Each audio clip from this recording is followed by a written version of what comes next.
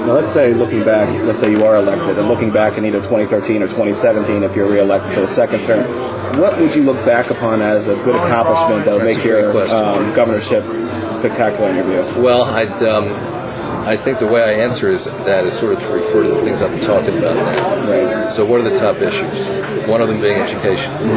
I just don't believe that we can have a strong economy going forward if we don't have great schools. I think the two are integrally linked. So I look at it on a couple of different levels. The first level is the quantitative. I'd like to see our high school graduation rate increased very significantly.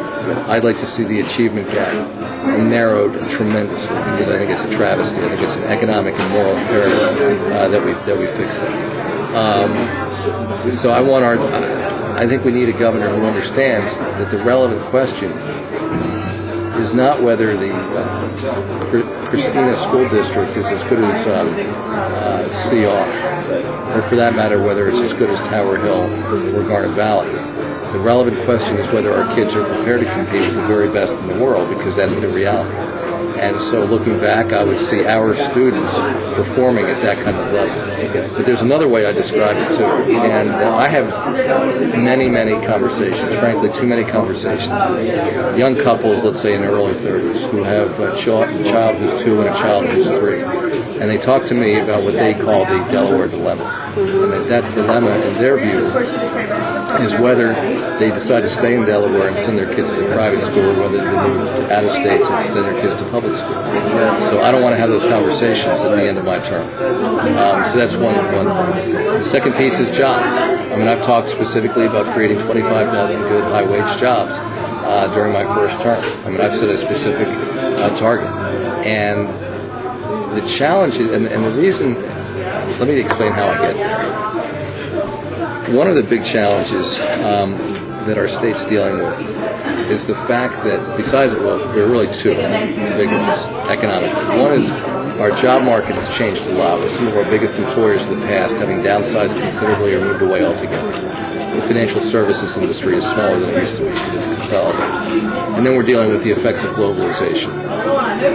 So it's a very different job market. Then you layer on top of that the fact that our population is literally getting older faster than that of other states, because our property taxes are so low and we have an influx of retirees from all over the country. So what's happening is there's a big increase in demand for health care and transportation spending, but the percentage of the population in the workforce paying taxes is going down. That's a bad combination. So the way you change that, and we have to change it, is to change the underlying dynamics so that Delaware is more attractive to smaller businesses and to entrepreneurs.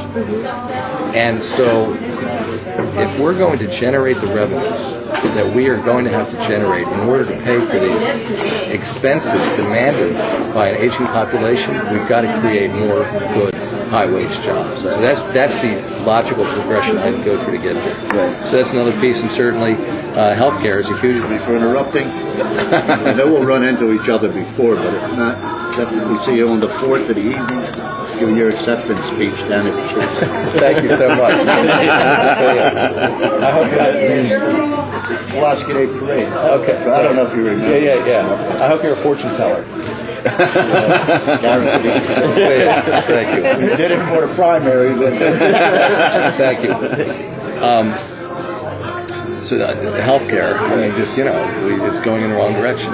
We've got the percentage of uninsured in Delaware has been increasing faster than it has in most other states, and I think we need to move in a new direction there as well. So I think if those would be 3 major accomplishments.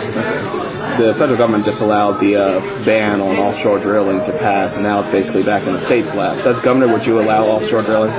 It's not something I'm very excited about.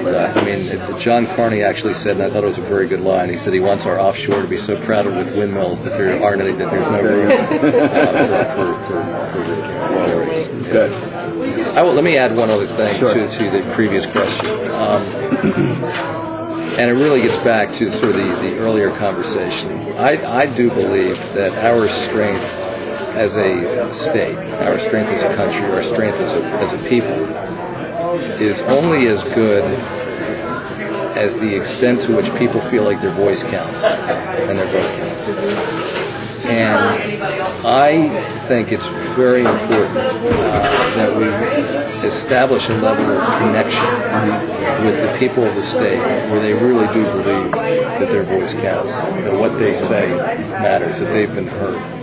And so I try in many ways, most ways, frankly, when I'm thinking about sort of where I come out on issues, my recommended course of action, to put myself in the heads of the people that we're trying to serve and say what makes a difference in their lives, as opposed to sort of being up in the 30,000 feet high in the clouds.